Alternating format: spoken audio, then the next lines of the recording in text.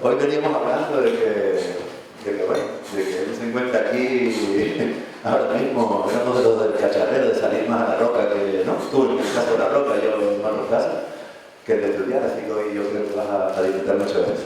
Javier es médico en escalada, además de instructor de escalada en roca, un currículum que cuando me lo mandó me aburrí de leerlo porque le puedo dar vueltas y vueltas y eran 4 hojas y hasta aquí puedo llegar. Los que lo conocen sabemos que siempre al lado de un gran botánico hay alguien que se tiene que colgar de los riscos peligrosos y acceder a ellos. Siempre tiene que haber alguien que acceda a esas zonas que son inaccesibles. Es a partir del 2000 cuando una sus dos grandes hobbies, la conservación y la escalada, y empieza a trabajar con especies en peligro, con fauna, con flora. Y nada, resaltar que me ha permitido decir que tiene algo en el horno que sale la semana que viene, que va a ser un éxito seguro, otro libro más. Así que nada, disfruta tu momento en la universidad. Gracias. Voy a intentar hablar sin el micro, si me oyen, y si no me oyen lo cojo. Vamos a ver.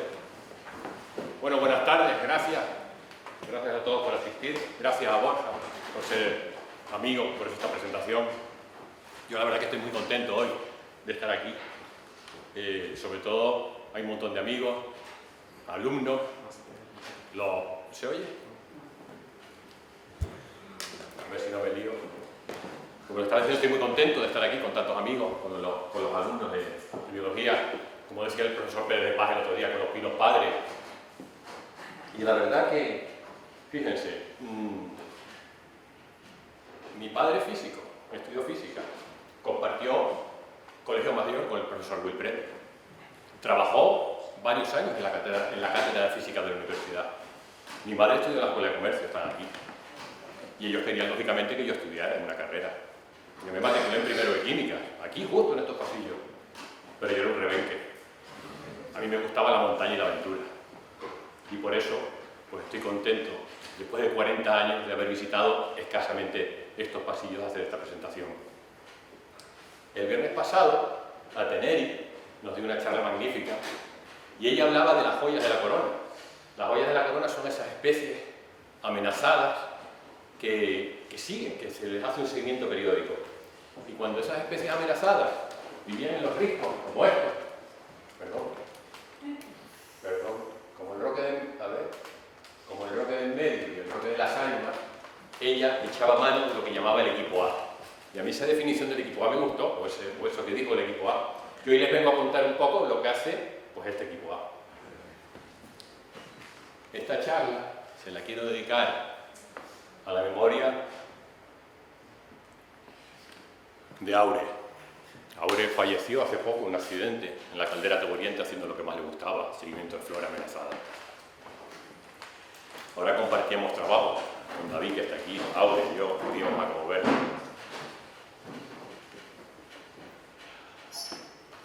Esta foto la saqué hace 2 años en el Roque de la Viña, cuando fuimos a ver la única población que existe del Lotus eremíticus, en La Palma. Y este que está aquí, ese Elianthemum, lo acaba de describir hace poco, un Elianthemum nuevo para la caldera del Oriente. Yo conocí a Aure a través de Ricardo Mesa, mi maestro botánico. Trabajaba yo por aquel entonces con el lagarto gigante de La Gomera, en el año 2000, y en el año 2002 perdí el traslado a Tenerife. Me mandaron a través de la empresa Gesplan del gobierno de Canarias al CEPLAN. En el CEPLAN había un equipo biólogo fantástico, Beatriz Fariña, Manuela Chavaleta, Elizabeth Ojeda y Ricardo Mesa. Yo tuve la suerte de aprender de ellos. Fueron unos años fantásticos de aprendizaje. Ricardo me conocía mis habilidades, y en el año 2004 le encargaron junto con Aure, esta foto tiene pues 18 años, le encargaron el Atlas de Flora Amenazada el seguimiento de la especie del limonio expectabile. Y lo hacían Ricardo y Aure. Entonces Richie, como lo conocemos nosotros, le dijo a Aure que conocía, tenía un compañero de trabajo, que era capaz de llegar, o que podría ser capaz de llegar donde vivía en el limonio. El limonio vive en estos andenes entrescados de la cantidad de gigantes. Bueno, pues, nos embarcamos los 3 en un barquito y nos fuimos a buscar el limonio expectabile. Ricardo se quedó en el barco, estas fotos son de Ricardo. Y yo, pues, confiaba en Aure y Aure en mí, y no nos conocíamos, hicimos cordada. llegamos, tengo que poner aquí por si no, vale, que se está grabando. Y aquí estamos, esto es Fuente Borrallo, aquí hay una población de limonio expectable y el objetivo era llegar aquí arriba. Y la verdad es que lo conseguimos. El limonio expectable vive en solo 3 localidades de la cantidad gigante. Esa de Borrallo, esta de la Puntilla de Barranco Seco, que también llegamos a Orelló, y en una tercera, que es en la Fortaleza. En la Fortaleza, que recuerdo, el día que fuimos a la Fortaleza, que hay que caminar muchísimo para llegar a la Fortaleza, 8 horas, y en ese teno alto que siempre hace calor, y recuerdo bueno, siempre ahora lo cuento, ¿no? Dice, cuando llegamos a Masca, nos mandamos 2 jarras de cerveza, y ahora le decía, la primera nos la mandamos a pulso y la segunda disfrutándolo. Precisamente, Manuel Siberio Lolo, que es el mayor especialista que hay en águilas pescadoras de las islas y de España, seguro, y él en sus estudios de seguimiento de águilas pescadoras contemplaba el anillamiento científico, o sea, el anillamiento de las águilas pescadoras. Había que llegar a los nidos. Yo no conocía a Lolo. Sin embargo, Aure sí que conocía a Lolo. Y Aure le dijo que conocía a un escalador que quizás podía llegar a esos nidos de águila pescadora. Esto fue el año 2006 y fue el primer guincho que se anilló en Tenerife, en Borrallo, el mismo andén que habíamos estado Aure y yo censando el limonio expectable. Bueno, sabemos que la águila pescadora del guincho es la rapaz más amenazada del archipiélago canario. Son muy pocas las parejas que viven y tienen grandes problemas de conservación. El gobierno de Canarias está haciendo un esfuerzo para su recuperación en colaboración con el equipo de ornitólogos del GONI, del Grupo de Ornitología de las Islas Canarias. Estos investigadores llevan años siguiendo a esta rapaz, conocen sus territorios, sus puestas, los pollos que salen, los huevos que ponen, los pollos que salen, sus amenazas. Y como les dije hace un momento, contemplan el anillamiento con fines científicos, es decir, se anillan los pollos o se marcan de alguna otra manera, y en seguimientos posteriores o visualizaciones posteriores de esas anillas, pues se pueden dar importantes datos que pueden repercutir o que repercuten en su conservación. Bueno, pues cuando los ornitólogos localizan en el acantilado un nido de águila pescadora, pues tiran como dice a tener el equipo A. Esto es un nido de águila pescadora. Aquí vemos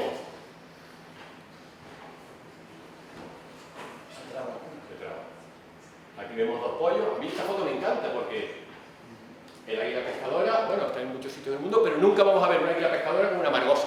Una margosa es un endemismo de Teno. Bueno, pues actuamos los investigadores y los escaladores. Nos acercamos al bajío, el bajío justo debajo del nido, en un lugar próximo donde podamos desembarcar. Desembarcamos nuestros bártulos y nos ponemos a escalar el risco con el fin de llegar a ese nido. Siempre buscando los mejores pasos, bueno, a veces son buenos, a veces son malos. Bueno, pues escalamos el risco con el fin de llegar al nido. A veces llegamos directamente al nido o a veces llegamos por arriba y tenemos que bajar el rapelando. Esto es un nido que tiene, por la altura, tiene un montón de años. Bueno, pues cuando llegamos al nido, en concreto tenía 3 pollos. Este es el nido de Borrallo del 2006. Que fue el primer nido que se anilló. Llegamos al nido, cogemos los pollos, con mucho cuidado, los metemos en una bolsa que nosotros llamamos petales y se los bajamos al equipo de ornitólogos que está abajo esperándonos en el bajío. Ahí están los ornitólogos y aquí está el petate bajándolo con una cuerda. Ellos pues hacen lo que tienen que hacer, su trabajo, los anillan, en este caso les sacaron sangre, supongo que para ver parásitos o contaminantes, eso realmente no lo sé, para sus estudios. Y después nos ponen los pollos otra vez en el petale y nosotros los subimos y dejamos al pollo del nido. Ahora vamos a ver un pequeño vídeo de 2 minutos o 3 minutos de cómo hacemos este proceso. Tenemos que hacerlo así porque el ordenador no es compatible.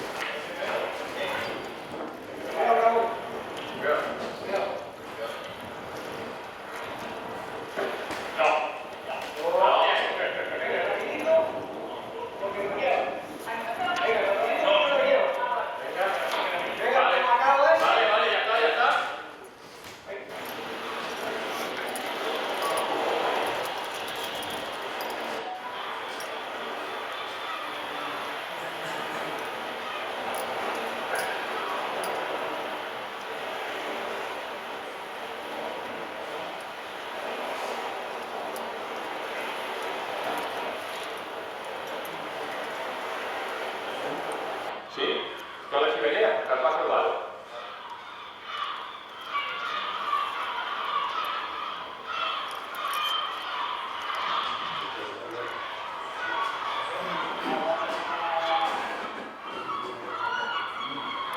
Muy estable. Otra joya de la ventilador.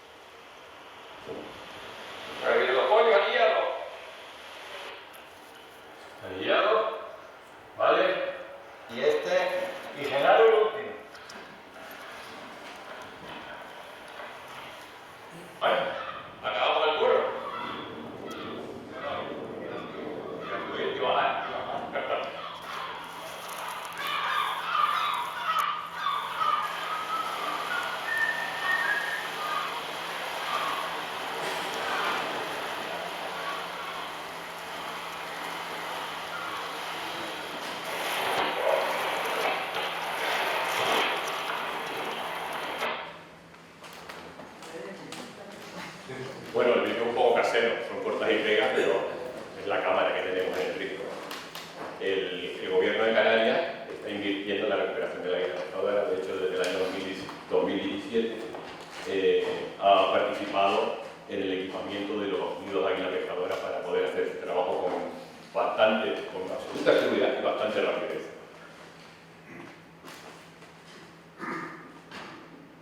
Vamos a cambiar al lagarto gigante de la Gomera. Este, como les dije antes, fue mi primer lugar de trabajo, un risco en América, en la zona de abajo del Piedemonte Quiebra-Canilla. Aquí se descubrió el lagarto gigante de la Gomera. Realmente el lagarto gigante de la Gomera está descrito por restos fósiles desde 1985 por un alemán, por Kutter.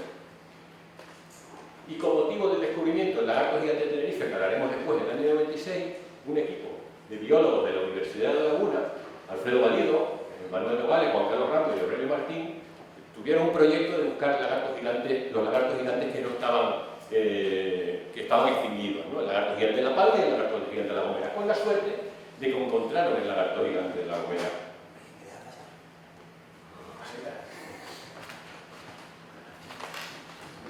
El lagarto gigante de la Gomera lo encontraron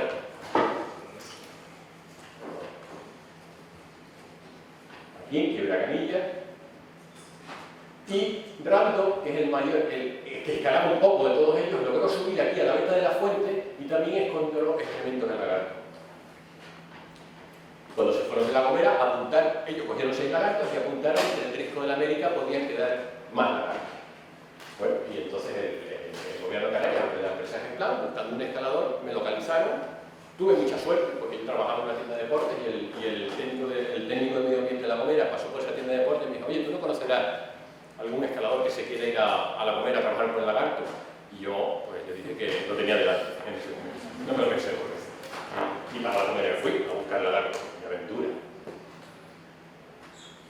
Esta es la veta de la fuente, y entonces el risco, bueno, pues hasta aquí era más o menos fácil llegar y había que seguir escalando el risco, y para eso pues había que poner cuerdas para hacerlo con seguridad. Yo no tenía ni idea de buscar lagarto, pero pronto aprendí a identificar sus rastros, los rastros de las colas que van dejando y sus excrementos. Cada vez que escalaba el risco, lo hacía con un compañero de Mariano Rey, con otro operario, y cada vez que escalábamos el risco y encontrábamos un excremento, pues yo la verdad que me llenaba de satisfacción encontrar excrementos raros. Y cuando se lo llevaba el biólogo responsable, llevaba un puñado de excrementos, pues más contento se ponía, ¿no? Y la verdad que yo nunca imaginé que buscar mierda proporcionase tanta satisfacción. Bueno, el año 2009, el Cabildo de La Gomera nos encargó un censo del lagarto gigante de la Gomera en el Risco de la América, no es un sitio fácil de trabajar, ni mucho menos. Nosotros conocemos los riscos, bueno, pues nos aventuramos a él. Bueno, pues subimos por esta loma, una especie de loma, porque la caída de piedra se canaliza a ambos lados de la loma. No nos arriesgamos a censar por otro sitio, y estos son, bueno, pues los nombres que le dimos, el número 1, el número 3, el de los escaladores, y pusimos cuerdas fijas hasta los 400 metros. Todo esto era una cuerda, bueno, varias cuerdas, que subíamos y bajábamos todos los días durante el censo del lagarto. Bueno, ahí hace unos buenos años ya, estoy más joven, pero la pasión sigue siendo la misma. Imagínense subir 36 trampas al Risco de la América. Para eso tuve que echar mano de mi hermano Santiago, que es escalador, y de otro compañero, que era Pedro Romero. Subimos trampas, 36 trampas, y las distribuimos por todo el risco. Pedro Romero, hijo, que es el hijo del técnico del medio ambiente de la Gomera, que es escalador y buen amigo. Era un equipo de confianza, mi hermano, Pedrito y yo. Coger lagartos no es difícil, todos hemos cogido lagartos chiquititos. Pero bueno, hacerlo en el risco pues, costaba un poco más. Simplemente buscábamos un sitio donde poner las trampas con sombra, los cebábamos con tomate y al día siguiente pues íbamos y veíamos lo que había caído, ¿no? En este caso fue, el primer día de trampeo cogimos 10 lagartos, que nos dio una gran alegría, ¿no? Empleamos un método que es captura-recaptura, que cogemos los lagartos, una vez cogidos los marcamos y los volvemos a soltar para la siguiente sesión de trampeo, pues volverlos a coger y si están marcados o no marcados, bueno, pues apuntarlos y ya los técnicos responsables pues, con distintas fórmulas se encargan de averiguar más o menos el número de lagartos que hay en el risco. Seguimos escalando el risco, colocando trampas, esto es el andén rojo, revisando las trampas, pero yo estoy todo contento porque dice que habían caído 3 lagartos. Fíjense los 3 marcados, ¿no? Bueno, pues tomamos los datos que nos exigía el técnico, los datos biométricos, la longitud, los sexábamos, la longitud de los cicloclevatos, la longitud total, el peso, si era una captura, una recaptura, dónde había sido. Y bueno, y una vez finalizado el trabajo, pues bajábamos todas las trazas del risco. Esto fue el año 2009 y este año nos vuelven a encargar el censo del lagarto gigante de la Gomera. Nos vuelven a encargar esta foto es muy reciente. Esta foto es con David Padilla, que vamos a hacer el censo este año. Tengo mucha suerte porque David, además de ser escalador, es biólogo, o además de ser biólogo, es escalador, con lo cual a mí me va a abrir muchísimo más las miras en el risco, ¿no? Y esta foto es de hace 2 semanas cuando fuimos a hacer la primera inspección para hacer el censo este verano.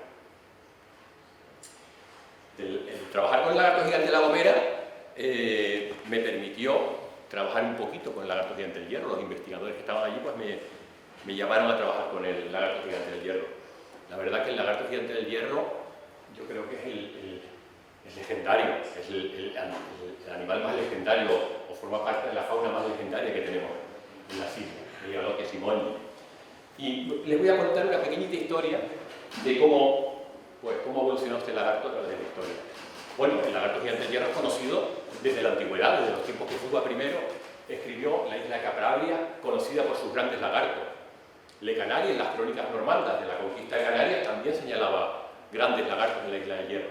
Pero a partir de las conquistas, con la llegada de los humanos, de los perros y de los gatos, bueno, de los colonizadores, perdón, porque los aborígenes probablemente también consumían lagartos, pues el lagarto gigante del Hierro se extinguió, o se dio por extinto, o no se encontraba. No fue hasta 1700 y algo que Juan Antonio Urtuzáustegui, que nació en Lorotava y gobernador temporal de Armas de la isla del Hierro, le comentó a José Vélez Clavijo que existían todavía los grandes lagartos en un roque de salmón, en el roque chico de salmón. No cabe duda que los pescadores del Hierro de esos años conocían ese lagarto del roque de salmón. Vélez Clavijo reflejó este hecho en su historia natural, que la acabó en 1799 y no fue publicada hasta 1866. Este libro de Vélez Clavijo fue fuente de inspiración para los grandes naturalistas europeos del siglo XIX, que buscaban en las islas pues sus endemismos y la diversidad de sus paisajes. Este libro cayó en manos de Frank Steindacher, que era el director del Museo de Naturaleza de Viena y mandó a Oscar Simonyi a buscar lagartos a Tenerife. Simonyi era un colector de primera, era matemático y también alpinista. Y fue la primera persona que subió al Roque Chico de Salmón a buscar lagartos. Colectó 3 lagartos, los bajó, se los llevó a Viena y el profesor Steindacher describió la especie como la Certa simonyi en honor a su amigo. Hoy la Certa simonyi es Galotia simonyi. Este hecho propició que todos los museos de Europa quisieran tener un lagarto gigante del hierro, un lagarto de Salmón, como se le conocía antes. Y se sucedieron las expediciones a buscar lagartos de Salmón. Hay un cuento que dice que un inglés a principios del siglo XX llegó al Roque de Salmón, cogió 20 lagartos y cebó el roque con veneno para tener la exclusividad de ese lagarto. No sabemos la veracidad de este hecho realmente, pero lo que sí sabemos es que el coleccionismo científico y aficionado acabó por extinguir el lagarto en el Roque Chico de Salmón.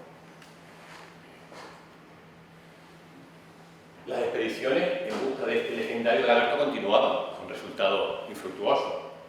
Y no fue hasta 1975 cuando Alfredo Salvador, un joven biólogo que lleva el hierro, encontró evidencias a través de Juan Machín, el cabrero, de que el lagarto de Salmón podía seguir vivo, no en el Roque de Salmón, sino en el risco de Tibatá, en la fuga de Borreta. La fuga de Borreta y el risco de Tibatá. Alfredo Salvador hizo un artículo en una revista especializada sobre el lagarto gigante del hierro, y este artículo cayó en manos de un criador de reptiles alemán, Warner Binks. Y Warner Binks acudió al hierro a buscar pues, esa rareza, ¿no? Y fue con un lagarto canario, que son de buen tamaño, y unos excrementos con de plastilina, preguntando a los pastores si lo habían visto, ¿no? Contactó con Juan Machín y le ofreció dinero por bajarle una pareja de lagartos del risco. Juan Machín le bajó una pareja. Pero este hecho lo supo Sosónimo Hernández, que era el Zósimo, que era el jefe de los agentes de Icona de esos años. Lo puso en conocimiento de la Guardia Civil requisó los lagartos y los devolvió al risco. Y Juan Machín se quedó sin su dinero. Fue entonces cuando la Mancomunidad de Cabildos Isleños de las islas mandó a Carlos Silva, que es el primer biólogo que se quedó en La Gomera a cargo de los lagartos y fue el primer biólogo que subió al risco. También hubo otros biólogos del grupo Herpetólogos Canarios, creo que Pepe Casanova estuvo por ahí, si no me equivoco. Estuvieron por ahí, es lo que he leído. Y después de Carlos Silva, el año 85 fue a la Isla del Hierro Antonio Machado. Antonio Machado nos dio la charla inaugural el otro día. Antonio Machado hizo el censo del lagarto y fue el creador del primer plan de recuperación del lagarto gigante. Y en el plan de recuperación se contemplaba la creación de un centro reproductor, de un lagartario, con el fin de criar lagartos en cautividad y con las crías que salen, pues repoblar o soltarlas en los lugares adecuados para ello. El primer lugar para soltar lagartos era evidente, el Roque Chico de Salmón, donde se habían extinguido. Y fue aquí cuando yo tuve el primer contacto con el lagarto de Salmón. Bueno, en este caso con el lagarto gigante del hierro, porque el lagarto de Salmón ya estaba extinguido. Bueno, pues había que ir. Se había soltado en el año 99 en el Roque, y en el año 2000, 2001, pues había que ver cómo evolucionaba la población. Y la manera de ir era esa, que ven, yo vivo en un barco, yo me tiraba al agua, cruzaba el Roque, escalaba como podía, le ponía unas cuerdas al equipo técnico, al equipo de biólogos, y ellos subían a través de las cuerdas. Y censaban los lagartos en el Roque de Salmón. Este es un lagarto de Salmón soleándose en el Roque de Salmón. En el año 2008, el naturalista Domingo Trujillo hizo el último censo conocido del lagarto en el Roque de Salmón y da un número de aproximadamente algo más de 100 individuos. En la fuga de Gorreta, en Risco Tibataje, donde está la población natural del lagarto, también se ha censado el lagarto. Distintos investigadores con distintos resultados han censado el lagarto.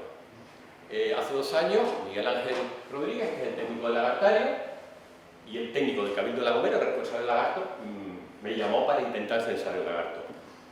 Para censar el lagarto del hierro, pues hay que escalar el risco. Y la verdad que escalar el risco no hubiera sido posible, todos estos investigadores lo hubieran censado este lagarto sin la ayuda de Juan Pedro. Juan Pedro es nieto de Juan Machín, el primero que bajó una pareja de lagartos. Aquí está Juan Machín, Juan Pedro, el nieto, Juan Pedro escalando, y de él dice Antonio Machado. Don Juan Pedro Pérez Machín, el nieto, pastor y práctico del risco, sin cuya eficaz ayuda no hubiera podido subir al risco ni trabajar en él. La persona que desempeñe esta labor habrá de ser un práctico en el risco, o sea, un risquero. Y Juan Pedro posee una habilidad innata para ello. Y los escaladores somos muy afortunados en haber heredado esta habilidad o este conocimiento de Perico. Bueno, pues para censar el lagarto, pues lo mismo. Escalamos el risco, buscamos excremento. Aquí abajo está el lagartario. Colocamos cuerdas, subimos las trampas. Esto es con mi amigo Raúl. En las trampas cae el lagarto. Pues esta es una comparativa del lagarto gigante del hierro y un lagarto común, un Galothea caesaris, que es el lagarto común el que se ve siempre por ahí. Otro objetivo del plan de recuperación, bueno, de la recuperación del lagarto, bueno, lo que decía Antonio Machado, soltar lagarto. Miguel Ángel, que como le digo, es el técnico responsable, ahora mismo no hay un plan de recuperación, pero sí que hay una actitud por parte del Cabildo para recuperar este lagarto. Y ahí está el risco despidiéndose de mí, porque voy a buscar lagartos por un sitio que él soltó. Y como él siempre me dice cada vez que me acompaña al risco, vamos campeón, siempre lo dice. Esta foto me gusta. Vamos campeón, siempre dice Miguel Ángel. Y yo voy para el risco y bueno, pues a veces con mejor fortuna, a veces con mayor fortuna. En ese caso la población no había pegado y en este caso que hemos se soltó lagartos hace unos años, hace poco pues, fuimos, encontramos excremento y hace 2 años pues Miguel Ángel nos encargó soltar lagartos ahí. Espero que pronto nos llame para hacer un censo.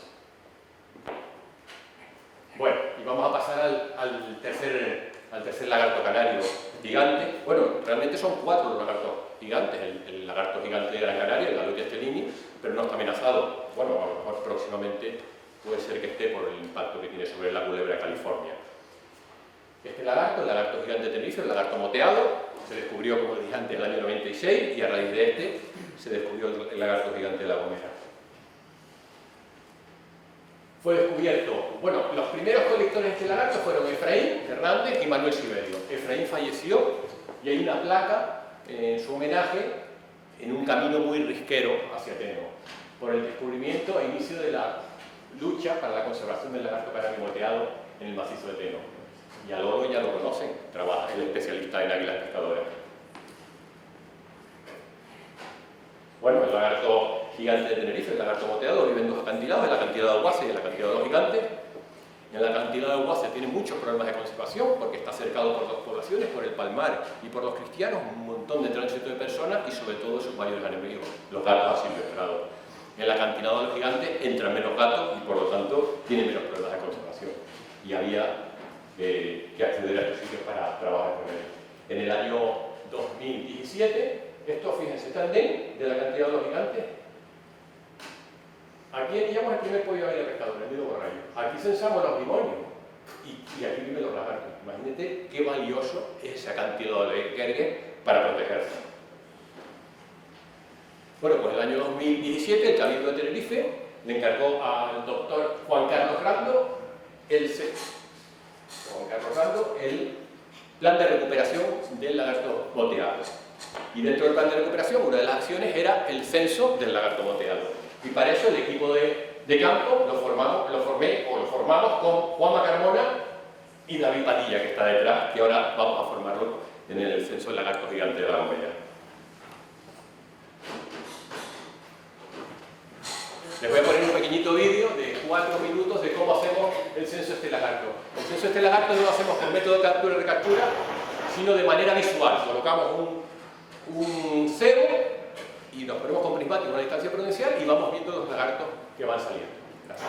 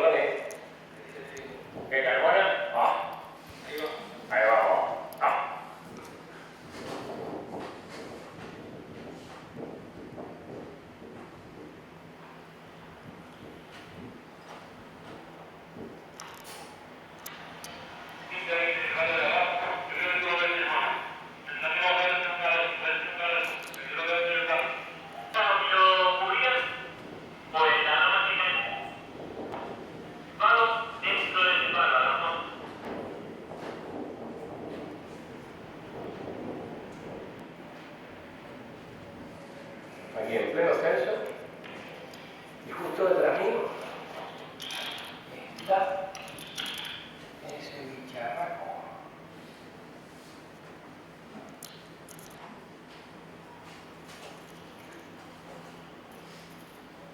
La lagarto es la primera que veía a alguien y se inflaba a infinidades.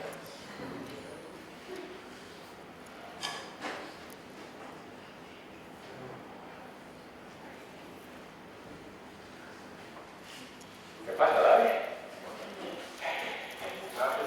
Bajo, ¿qué ganas bajo?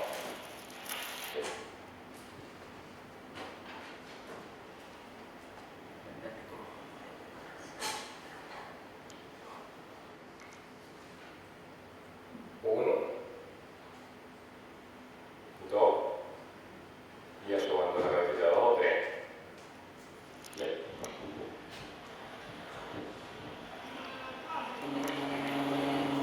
Mira que caiga el mar. Llega, ¿no?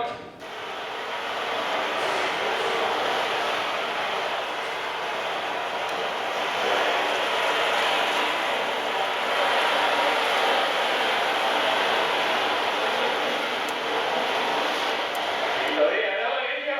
Y ya tengo una graciosa.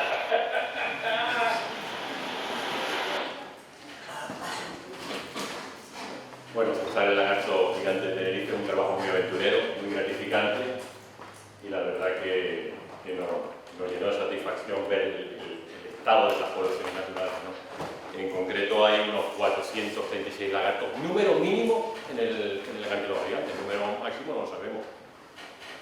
Bueno, vamos a pasarnos del reino animal al reino vegetal.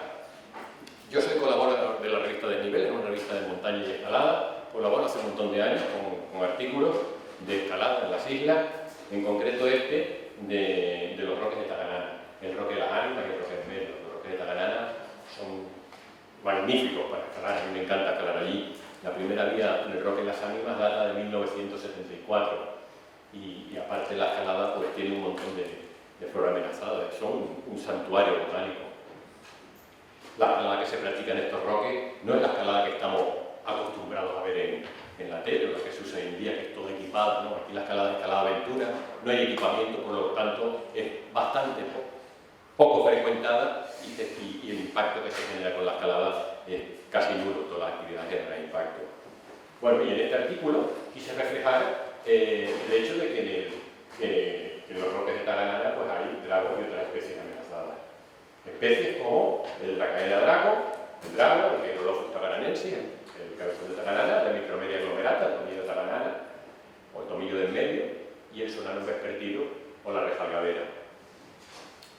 A Ricardo Mesa le encarga al Gobierno de Canarias el seguimiento de muchas de estas especies. En concreto, le encargó en el año 2016 el censo, el seguimiento, porque no solo censar la especie, contarlo, sino ver si hay individuos adultos, individuos juveniles, los factores de amenaza del Keirolophus tagaranensis. Y esto es un ejemplo de cómo hacemos el censo, ¿no? Ricardo, que confía en nuestra habilidad y nosotros en el conocimiento que tenemos del roque, a tener, está tan puntito esto, ¿no? que está uno. Bueno, perdón.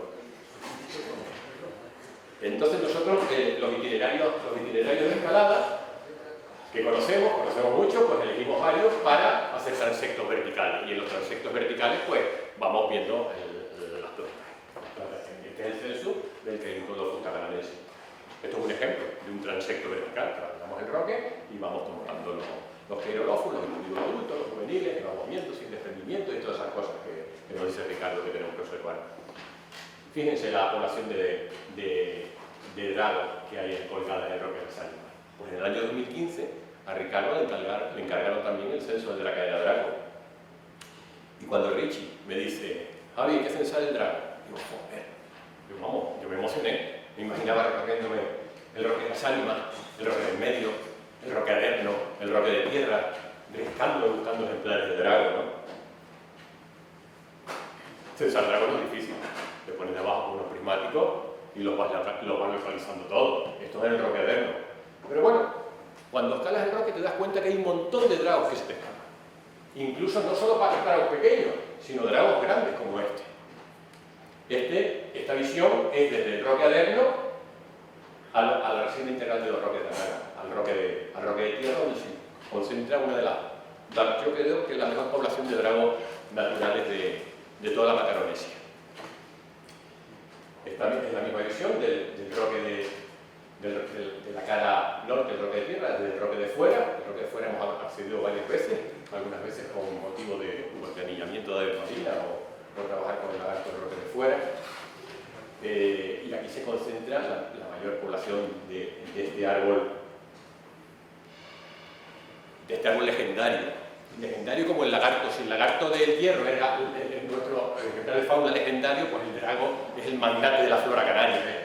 Es conocido desde tiempos inmemoriales, sobre todo por su savia, ¿no? Por la sangre de dragón, ese fármaco con propiedades fabulosas de la Edad Media, por su porte o por su longevidad, ¿no? Estos dragos están en la cara norte del roque de tierra, y a mí que me gusta conocer la edad de los dragos, hay un método que no es un método, bueno, hay distintos estudios, no es que sea un método contrastado, bueno, no sé cómo, es el único método que hay para conocer la edad de los dragos. Los dragos no son árboles, no son especies leñosas, no se les puede extraer un testigo para ver los anillos de crecimiento.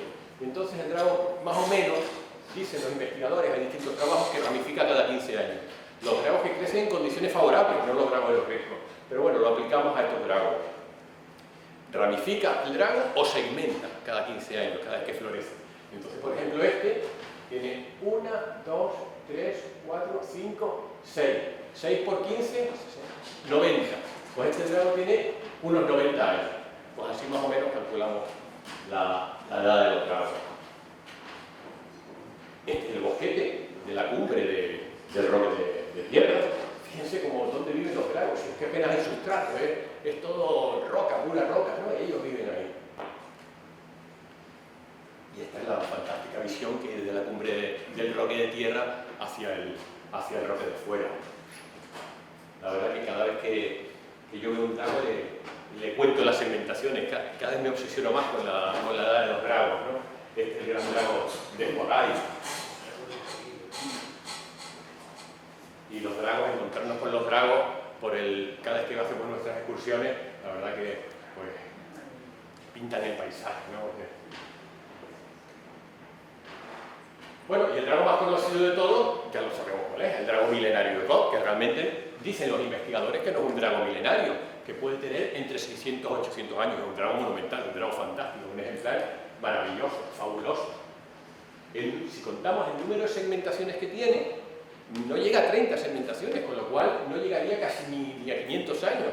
Pero bueno, es cierto que cuanto más viejo es el drago, más difícil es calcular su edad. El botánico Arnoldo Santos, que es un especialista en dragos, y Arnoldo decía, es posible que en los riscos todavía sobrevivan dragos más viejos que el drago de Icón. Y un día sucedió. Estábamos escalando el Roque de las Ánimas, un drago que ya conocíamos con el censo, pero no nos habíamos fijado en las segmentaciones que tiene. Fíjense, aquí se ve el drago florece.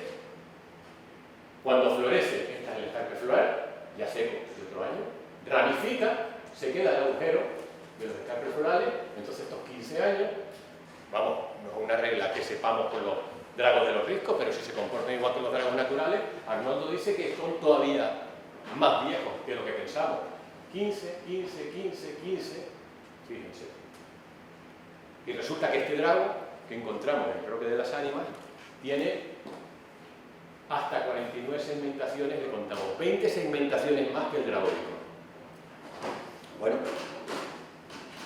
este hecho, bueno, en la revista de divulgación científica, diferente, editada en el Ayuntamiento de Corotado, pusimos esta foto y lo hicimos Arnoldo Santos y nosotros los escaladores. Y Arnoldo escribe: vigilante de mares tenebrosos, quizás testigo mudo de peligros medievales, has prescindido de tu cabeza de isla, mutilando tus brazos para permanecer en el tiempo.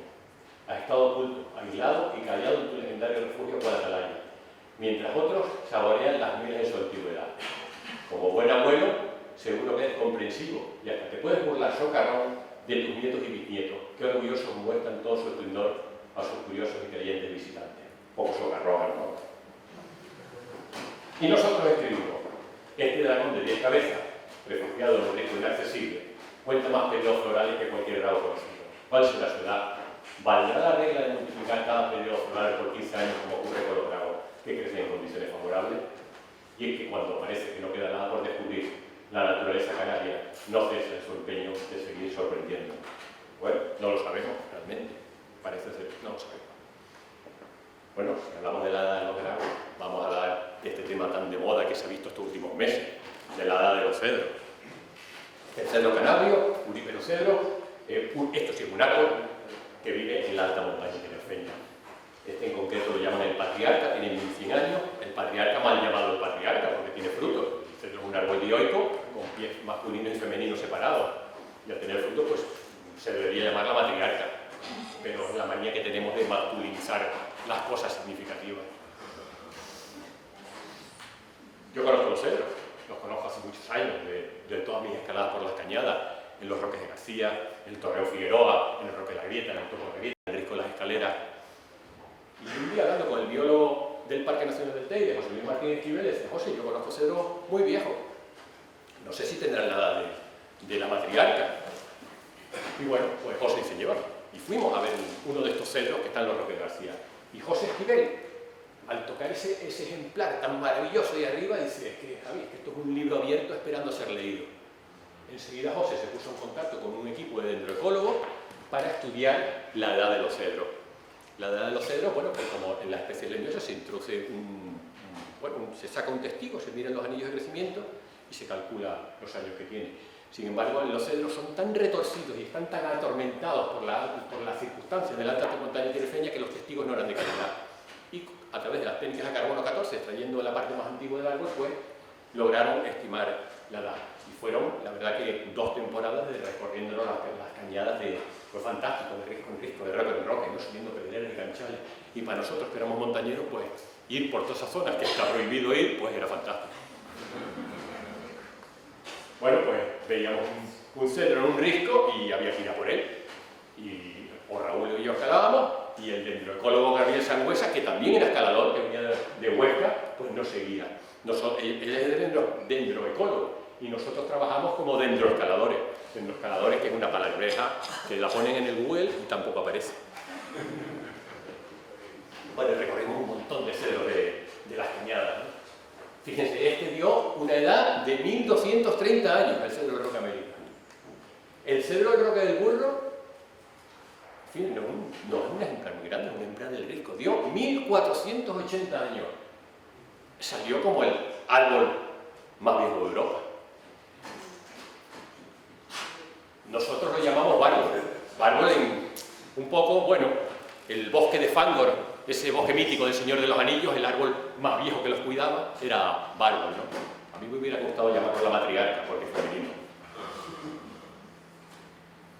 Bueno, y de esto sale un artículo en la revista Ecology que tuvimos el honor, la verdad, de firmarlo con esos investigadores, ¿no? Bueno, ahí, pasándonos de isla, nos vamos a Fuerteventura, Jandía. También viven especies amenazadas en los riscos, especies amenazadas porque viven aquí, lejos de los herbívoros que campan a sus anchas por todo lo accesible, y ellas están refugiadas en lo inaccesible. Aquí el botánico Stefan Scholz, que es un estudioso de la flora de Fuerteventura y en especial de la flora de Jandía, escribió un libro guapísimo, la verdad, de leer y súper didáctico, que se llama La Guía Naturaleza de Pájaros. Lo escribió junto con César Palacio. Y dice Stefan: las escarpadas paredes del Pico de la Zarza solo son accesibles con utensilios de escalada y están de hecho en buena parte inexploradas. La importancia de las comunidades relícticas que se refugian allí radica en su interés científico y su alto valor conservacionista, debido a su diversidad y riqueza de especies endémicas. En ocasiones hemos colaborado con Stefan para acceder a distintas especies, y allí viven el Oronis crispy, el Ectomandiensis, el Senecio bolei, la Gentemo winteri. Son especies exclusivas del Pico de la Zarza, solo viven en el Pico de la Zarza. Y están en el risco, donde no llegan las cabras y otros herbívoros. En Famara, en Lanzarote, ocurre exactamente lo mismo. El risco Famara es en grandes condiciones ecológicas, que el risco de Jandía un poquito más bajo, pero tiene la altura suficiente para que dé el alisio. Ahí también las cabras y los humanos, porque toda la parte alta la hemos roturado el terreno para cultivar. Hemos relegado a las especies a las partes más verticales. El gobierno de Canarias tiene un proyecto de recuperación y han contratado a Marcos Díaz Bertrana, que es un sabio de las plantas y los árboles, para llevar ese proyecto. Y Marcos me llama para acceder a alguna de estas especies. La verdad que trabajar en el risco de Famara es fantástico con esas vistas sobre el archipiélago del Suní, ¿no? Bueno, pues el trabajo es de siempre. Bajamos, en este caso, pues fue con la fidea multifolia, que es el olivillo, pues recogemos esquejes, recogemos un montón de esquejes y después los reproducen para la restauración ecológica que quiere hacer el gobierno canario. En otro orden de cosas, yo pertenezco a Escalada Sostenible, no solo yo, otros escaladores, Juan Carlos Zamora, Raúl, pertenecemos a Escalada Sostenible. Y pensamos que la mejor manera de proteger la escalada es cuidar el entorno donde la practicamos. De Escalada Sostenible tenemos dos líneas de actuación, somos poquitos, un colectivo nacional. La primera es concienciar al colectivo escalador del buen uso de la escalada, ahora somos muchísimos, no como antes. Y la segunda, establecer relaciones con la administración para permitir que se pueda escalar, porque la administración, la escalada ahora es el demonio, y queremos verle que no es así. Y les voy a poner un ejemplo. Bueno, antes de nada, la escalada, como todas las actividades en el medio natural, ocasiona un impacto. No solo la escalada, el senderismo, la bicicleta de montaña, la fotografía en la naturaleza, el avistamiento de aves, todo provoca impacto. Pero no es por la actividad en sí, es por la época en que la hacemos. Si es en época de nidificación, pues provoca impacto. Por el comportamiento de algunos usuarios, por la frecuencia, por el número de practicantes, o por la vulnerabilidad de los hábitats. Cuanto más vulnerable, pues en mayor peligro está, mayor impacto. Y este impacto puede ser minimizado con estrategias de gestión y con planes de regulación, de tal manera que la escalada pueda ser compatible con la conservación. Recordemos también que la escalada, aparte de un beneficio personal, es un beneficio social, es también es un beneficio para las comunidades socioeconómicas, para las comunidades que la albergan. Pero les pongo un ejemplo, con el Risco de Guaria. El Risco de Guaria es un lugar fantástico para escalar en el oeste de Tenerife. Ahí escalamos hace un montón de años, hemos abierto un montón de vías y se escala antes de que fuese espacio natural protegido, con lo cual se escala antes que tuviese normativa. Hace pocos años lo declararon espacio natural protegido con una normativa que regula la escalada. Regula la escalada, los escaladores que estamos acostumbrados, pues sabemos que se regula la escalada y hay que pedir permiso.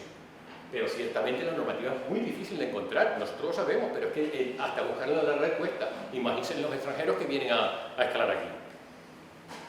Bueno, pues ha habido conflictos entre agentes de medio ambiente y escaladores. Y es por ello que nos reunimos desde Escalar Sostenible con la Oficina Técnica del Cabildo y explicamos este problema. Entonces, el Cabildo, acordamos con el Cabildo poner un cartel, zona de escalada regulada, se necesita autorización. Con un código QR que tú llevas con tu teléfono móvil, te conectas y te da la autorización inmediata, en el caso de que la capacidad de carga de ese espacio lo permita. En los últimos años, la escalada está en franca expansión, pero el Halcón Talarote también está en franca expansión. Y se ha instalado en el Risco de Guaria. Y aquí entran en juego de nuevo los investigadores del Grupo Ornitología e Historia Natural de las Islas Canarias, los investigadores del GONI. Ellos localizan los nidos de halcón, hacen su seguimiento, y una vez localizado el nido nos volvemos a poner en contacto con la Oficina Técnica del Cabildo porque, oye, si hay un nido de halcón no se puede escalar.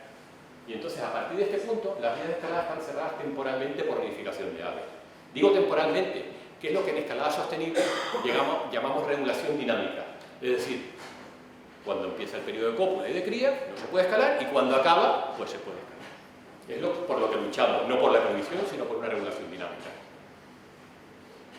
Bueno, pues cuando los halcones ponen el Risco de Guaria, pues los ornitólogos que también trabajan con estos halcones y hacen su seguimiento, pues los anillan, ¿no? Y para ello accedemos a los nidos de halcón y hacemos lo mismo que con los pinchos.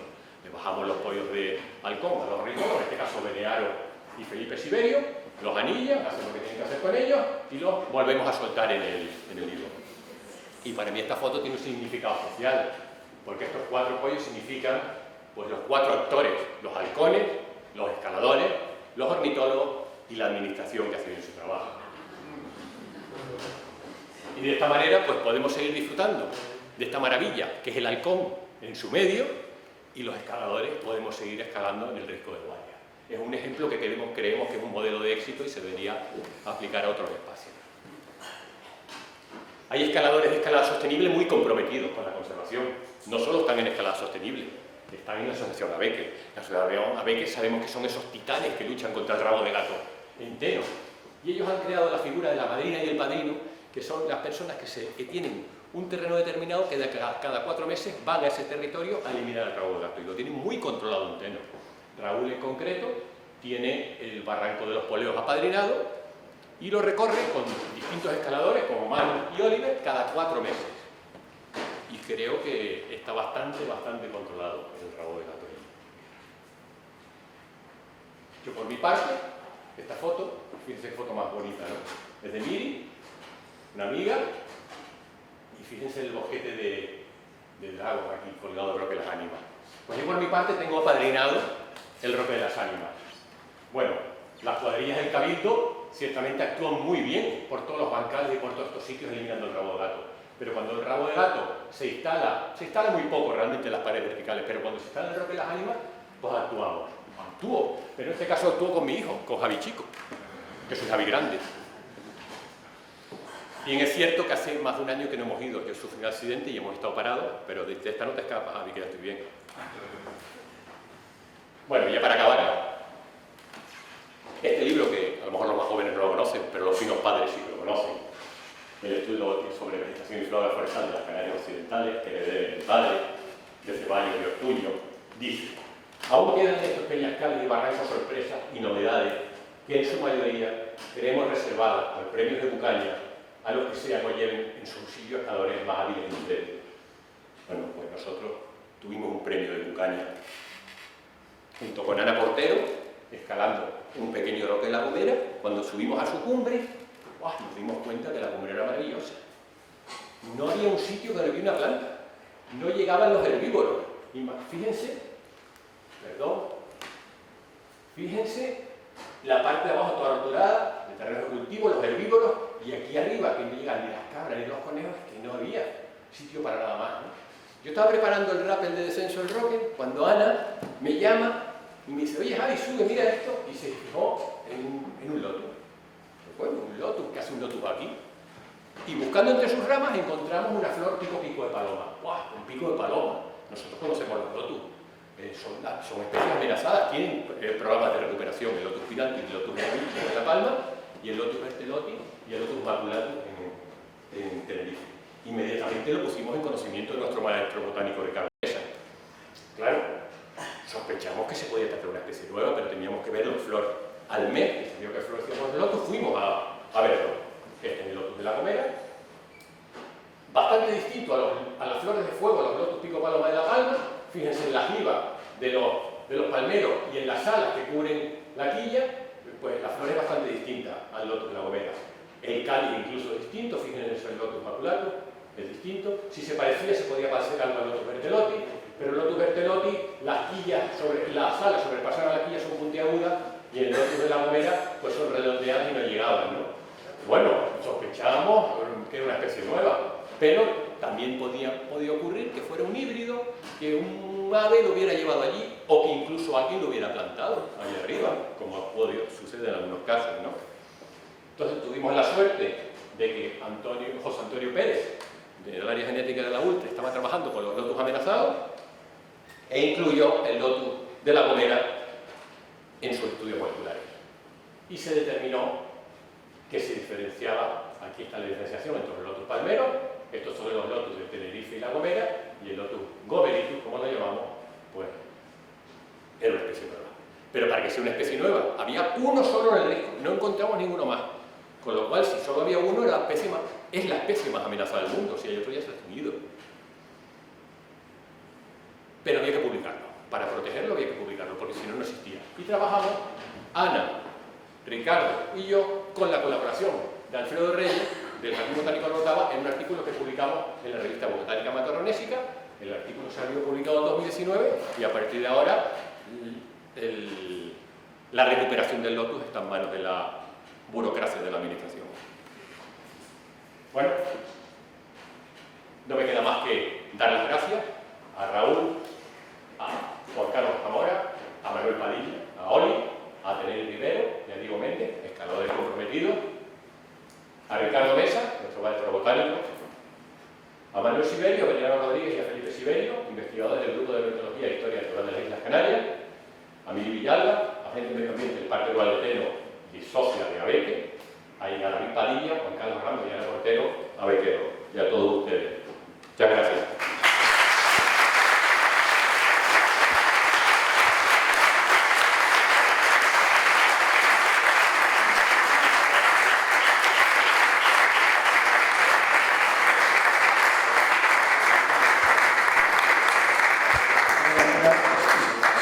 Yo me he quedado sin palabras, seguramente hay mucha gente que quiere pedirla y entonces vamos a organizarnos. En primer lugar quería agradecer la presencia de los familiares de Aurelio. Creo que se merecen un aplauso.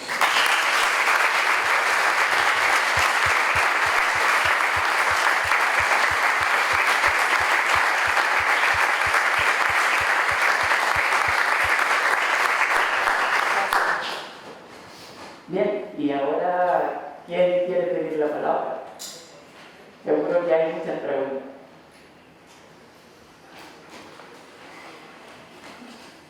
Venga, anímense.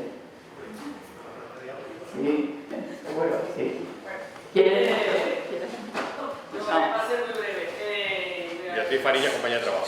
Sí, bueno, yo darte la enhorabuena y agradecerte la charla como la has dado, porque ha sido súper bonita, súper emotiva y bueno, que daba pena que se acabara. Gracias, Bea. Y no sé, por preguntarte un poco algo, bueno, yo veo que da la sensación de que tienes más feeling por la fauna que por las flores. Y no sé si tienes alguna especie de... Bueno. Es la típica pregunta chota, pero... No, desde luego que no, desde luego que no. Cuando estoy con Ricardo me encanta la flora, cuando estoy también me encanta la fauna. Lo que pasa es que tenía 40 minutos, me he pasado creo que bastante, ¿No? Ah, bueno, pues bien. Y podía hablar de un montón de especies, ¿no?, que hemos trabajado. Pero bueno, salió así, pero es el mismo feeling por toda cualquier especie en la naturaleza canaria. Gracias, Bea. Por allí había alguien. ¿Sí? ¿Quieres el micro? ¿Tú? Yo creo que me vaya bien. Venga. La pregunta sería, primero todo, gracias por la presentación, que ha sido maravillosa de poder afianzar los sistemas que están tan reducidos a día de hoy. Y, sí, a lo mejor, los sistemas que están tan reducidos a día de hoy y toda esta tesis, ¿qué opina sobre eso? Hay muchas labores de conservación, como has comentado. Por ejemplo, la cantidad de los gigantes se están tomando ahora medidas para conservar las áreas de nicho que hay. Sí. ¿Y tú qué opinas? ¿Opinas si es suficiente ese nivel de conservación? Porque he visto que han puesto ciertas normativas y ciertos agentes medioambientales que imagino que no estarían ahí todo el tiempo pendientes de que la gente ponga música o que no utilicen motores. ¿Tú opinas como yo que la solución sería cerrar la playa temporalmente? Bueno, yo creo que sí que hay sus medidas de conservación, el acantilado, no las suficientes. Creo que hay pocos agentes forestales, creo que son 48, estoy seguro, pero para todo el territorio que tenemos, a lo mejor pues esos 48 sería muy bien el siglo pasado, que éramos la mitad de la población, y ahora pues somos el doble, y no ha incrementado el doble el número de agentes. Y sí creo que hace falta más medidas de protección. Cerrar el acantilado, a mí me cuesta que nos limite nuestro territorio. Hay ciertos sitios, como el acantilado de Borrallo, que es muy frágil. El Lagarto, el Limonium, el Águila Pescadora, pues esos sitios pues, probablemente tienen que tener inclusión, ¿no? Donde nidifica el nicho, tienen que tener inclusión. Pero yo soy partidario siempre de una regulación dinámica y de utilizar el territorio. Pero para que haya eso tiene que haber un número suficiente de agentes que controle. Y ese es el problema. Bueno, el problema es que somos muchos en las islas. Gracias. El Lotus lo está reproduciendo el capítulo de la Gomera. Sí, el Lotus no tiene plan de recuperación todavía porque no está en el catálogo y el Cabildo de la Gomera pues, está tomando acciones y como solo hay uno, le he quejado y hay varios Lotus en el vivero del Cabildo. De momento hay varios Lotus. Lo ideal sería sacar algo rápido para buscar nuevos Lotus, ¿no? Pero el gobierno de Canarias tiene competencia. No tiene competencia porque el Lotus es una especie insular y las especies insulares es la competencia de los cabildos. Pedro Luis.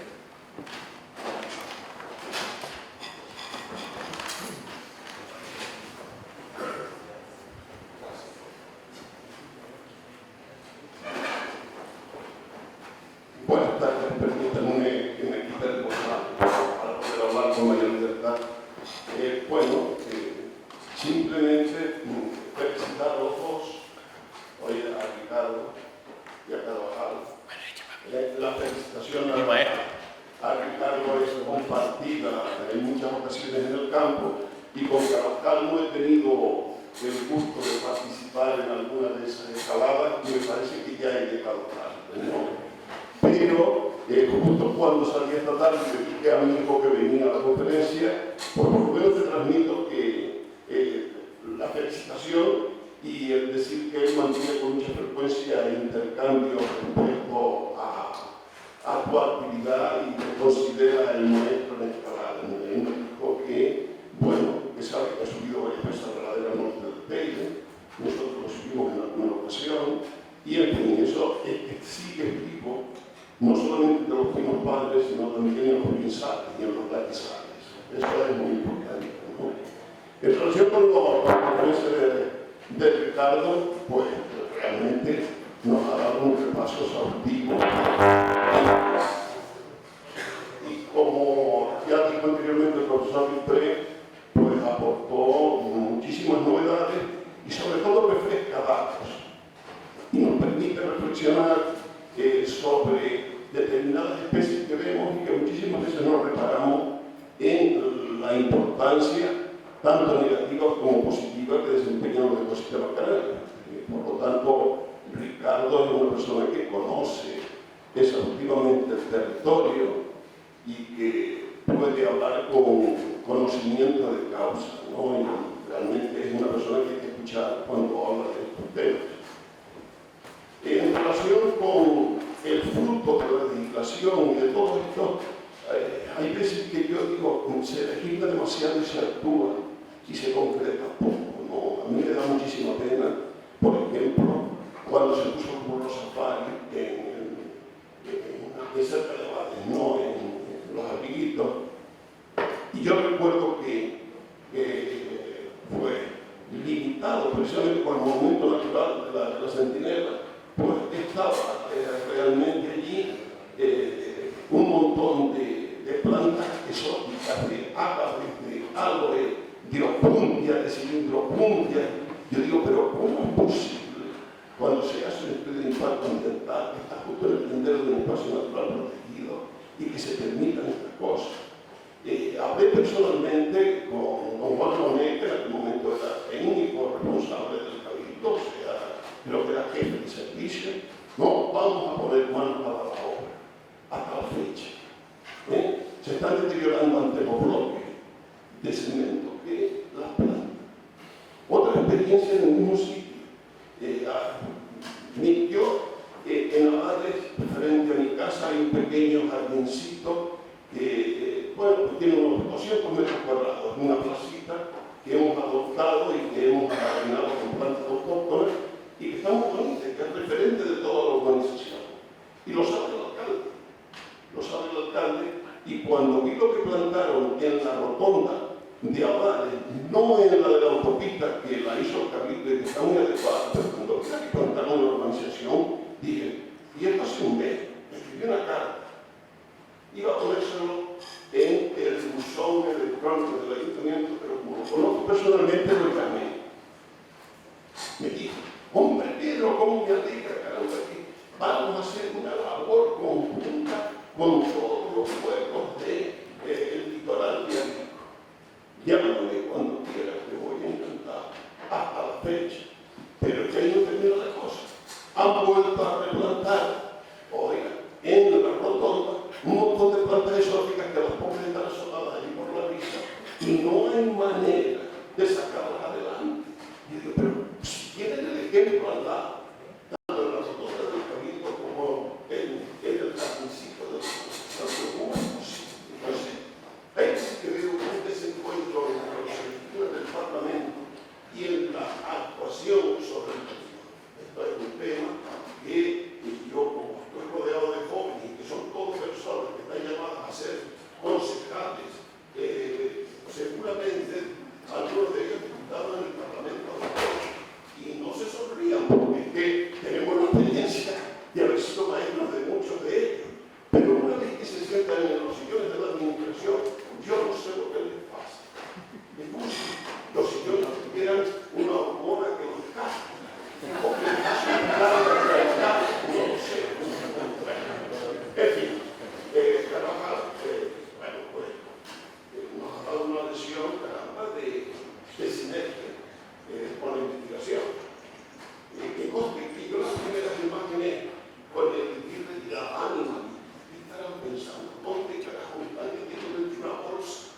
Oye, pero ¿quién demonios son esos que vienen aquí a invadir mi alma? Yo conozco el lugar porque, bueno, no en los ricos, pero sí en el lecho, en la rambla pequeñita del barranco, he visto algunos ejemplares del Estatis, del Mono, ¿no? Bueno, luego me fui animando y la resultante que sacó al final, digo, bueno, pues para conservar, para gestionar, hay que tener información y evidentemente la resultante es positiva. Pero siempre me queda un pequeño recuerdo de decir, dejemos los lagartos tranquilos, dejemos los virres, que el tiempo haga lo que haga, porque el otro día leía que posiblemente nos quedamos sin el aire, la pescadora, sin el tiempo, entendiste, no lo sé, de ahí al respecto. Bueno, y como anécdota diré, y me estoy cambiando demasiado, diré que respecto a ese cuarto lagarto de Gran Canaria, hombre, si no entra la serpiente, esta puñetera, en la isleta, puedo asegurar y dar fe testimonial de que en la isleta hay muchos y que son grandes, son tan grandes como los de allá. Yo recuerdo, yo tuve la experiencia en el año 74 de hacer prácticas como alférez de milicia, ¿no? Y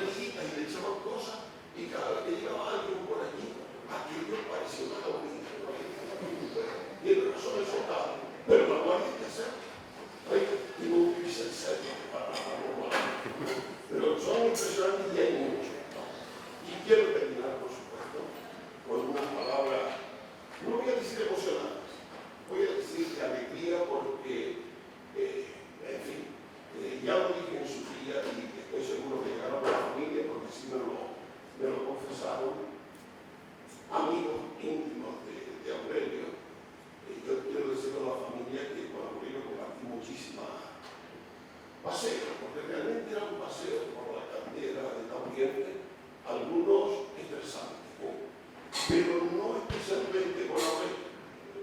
El miedo mayor que yo pasaba en la cantera fue bajando del roque chico de arriba del roque de los muchachos abajo al barranco de Río Verde, que fue una temeridad del director conservador, así se lo dije, así le mandé una carta, porque sacar a la gente de la mesa del despacho y ponerlo a bajar sin un regatón, sin medidas de seguridad, en fin, candela abajo, es una temeridad.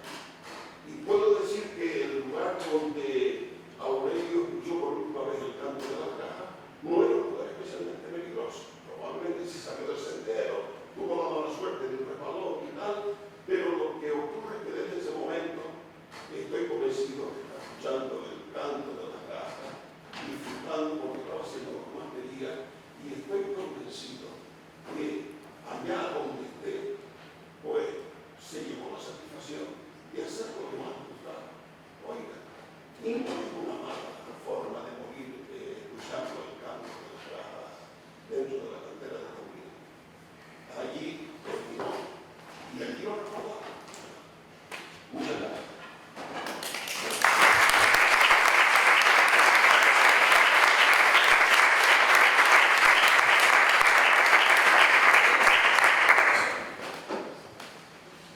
¿Quieres el micro? Mi nombre es Misael, yo estoy muy contento de haber asistido a esta conferencia.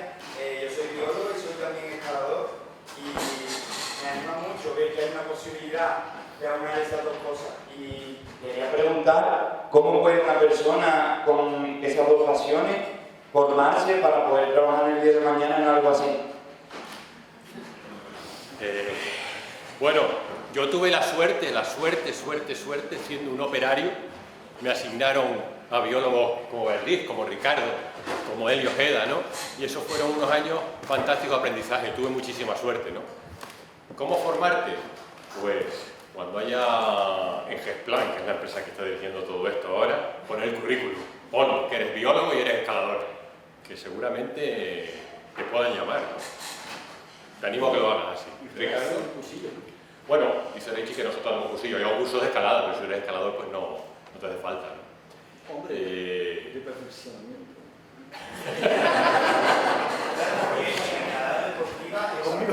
Claro, es que esto es escalada, claro, exactamente, esto no se aprende, esto es mucha experiencia, mucho riesgo, caídas incluso. Y bueno, yo hago cursos de escalada, no me voy a promocionar aquí. Sígueme en el Facebook, Javier Martín Carvajal, si tienes Facebook, apúntalo y me mandas un mensaje si quieres y hablamos. Javier Martín Carvajal. Gracias. Conmigo no puede. A ver, por allí, primero, está José Manuel, espérate, yo subo. Bueno, creo que no hace falta, ¿no? Bueno, Javi, solo felicitarte por tu extraordinaria presentación, me ha encantado. Nosotros somos biólogos, también somos aficionados al canal, como ha dicho este chico, pues realmente incluso nos ha emocionado. Creo que bueno, es una bonita forma de ver cómo un deporte de la vida incluso se convierte en una herramienta de protección. Invito no solo a que lo pongan aquí, sino que en esta charla circularse por toda Canarias, dice la importancia que no tiene la escalada, que se puede tropezar con determinadas personas que no están tan de acuerdo, pero que realmente puede ser una eficaz herramienta de conservación. Darte las gracias y la enhorabuena porque ha sido una exposición excelente. Él es el editor del libro que va a salir próximamente. Biólogo y montañero. ¿Tienes otra pregunta?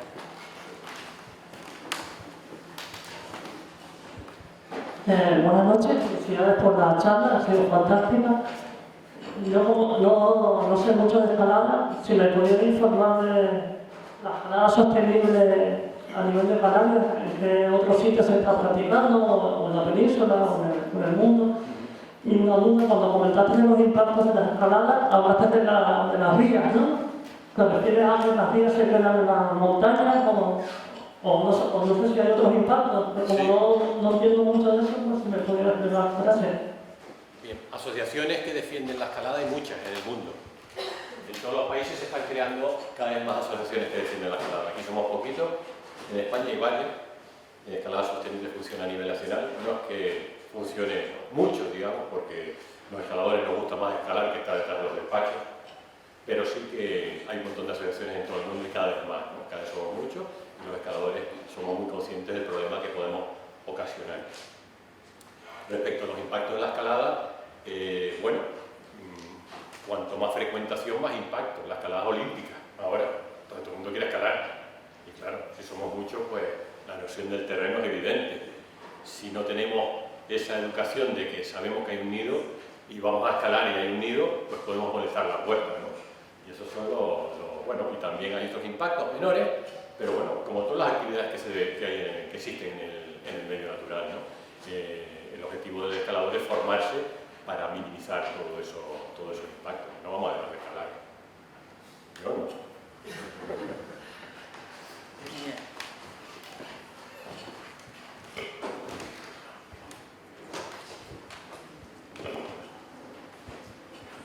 Bueno, yo ahora estoy llegando desde la escalería hace un ratito y personalmente pues, vine a ver la charla de mi compañero, al que le tengo muchísima estima desde hace muchos años, la verdad que me llevó a la sorpresa con la conferencia excepcional que has dado y un poco que has abarcado el recorrido a lo largo de todo el archipiélago canario, ¿no? Yo creo que es una persona polifacética que ha adquirido muchos conocimientos a lo largo de estos años, ¿no? Cada vez que te veo, pues, veo que el currículum ha aumentado, ¿no? En todo el conocimiento de nuestra biodiversidad y el trabajo que está desarrollando. Yo me sentiría orgulloso de ver en estas tarimas a profesores tan importantes de la universidad como fuera de Wilfred, o los Pedro o Manolo Sánchez, otras personas que nos han visto bastante rápido. Yo creo que es un orgullo, ¿no? de que están en el otro lado y sean capaces de ver estos trabajos tan importantes que hacen, y en este caso, pues, el caso concreto de Entre Tierra, estoy encargado un poco de decir que la labor que desarrollan los escaladores profesionales como se llama Research Impact, es fundamental. Y si Philip Parker, fue uno de los naturalistas más importantes que ha habido en la historia de Grania, se hubiese conocido, estoy seguro que estuviera contratado. Pero de forma fija, no como nosotros el camino que contrata un mes o 2 meses, ¿sabes? Eso es un poco que muchísimas gracias a Javier, porque gracias. lo que desarrolla nunca se la pasa. Gracias. Hay aquí una palabra también que diga y ya cerramos. ¿Vos tú quieres? Bueno, gracias por la charla, Javi. Y tengo una pregunta, porque en los escaladores de escalada sostenible que pusiste, la mayoría trabajan en conservación, Montato, Ateneri, Avi. Entonces, realmente son pocos y crees que en general el colectivo de escaladores está concienciado con la conservación, o queda mucho recorrido todavía por hacer. Efectivamente, David, los escaladores hace como 5 años o 7 años, cuando montamos escalada sostenible, no estaba bien vista escalada sostenible. Los escaladores no eran conscientes del problema que generábamos. Creían que escalada sostenible iba a favor de la administración. Pero poco a poco se ha ido creando esa conciencia, ¿no? Y esto es un escalador de escalada sostenible.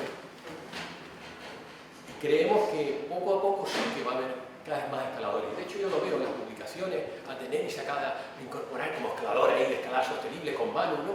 Y yo creo que nos queda mucho camino por recorrer, porque somos muy egoístas, ¿no? Todos pensamos en nuestra actividad. Bueno, nosotros vamos a seguir intentando, pero sí que no hay tantos como quisiéramos, ¿no? ¿Pero en general? En general. Falta todavía. Falta mucho por recorrer, muchísimo, pero muchísimo. Sí, a ver. Y no solo aquí, sino en todos los países. Bueno, con esto vamos a cerrar la última intervención, profesor Wilfred.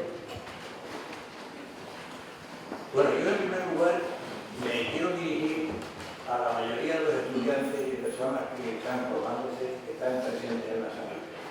Va a ser difícil, te digo, va a ser difícil que tengan ocasión de ver una intervención académica tan importante, tan brillante como la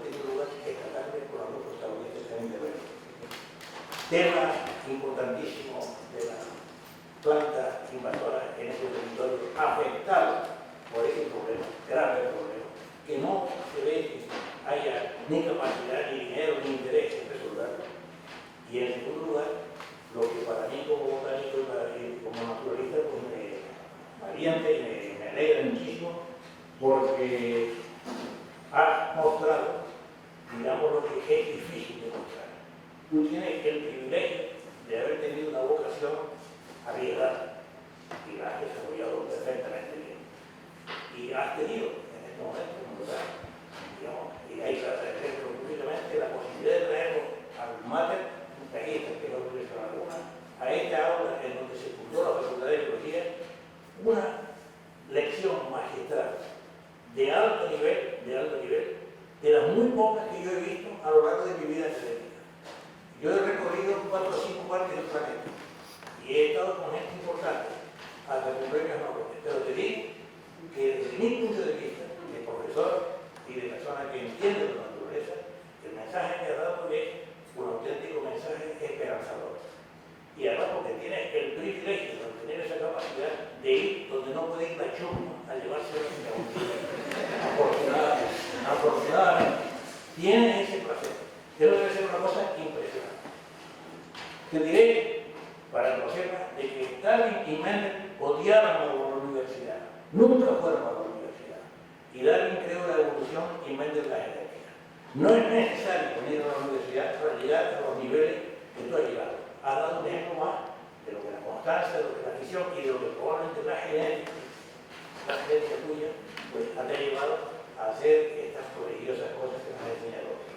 Y por ello termino felicitando a tus padres, también a tu madre, en primer lugar a tu padre, la genética, a tu hijo, también aquí, porque han encontrado, han dado un calor familiar que han necesitado, ¿verdad? Y yo con tu padre, como tú sabes, con amistad de tiempo me he quitado porque fuimos compañeros en el Colegio Mayor Antonio de Nebrija de Madrid, en uno de los colegios mayores más liberales que había en aquella época en España y en Madrid, porque a él como a mí nos tocó vivir el principio de la caída de la dictadura, y aquel colegio era un foro en donde se nos enseñaron muchísimas cosas pro-democráticas de las cuales hemos disfrutado. Y por tanto, haberme encontrado entre tu padre ha sido un placer enorme.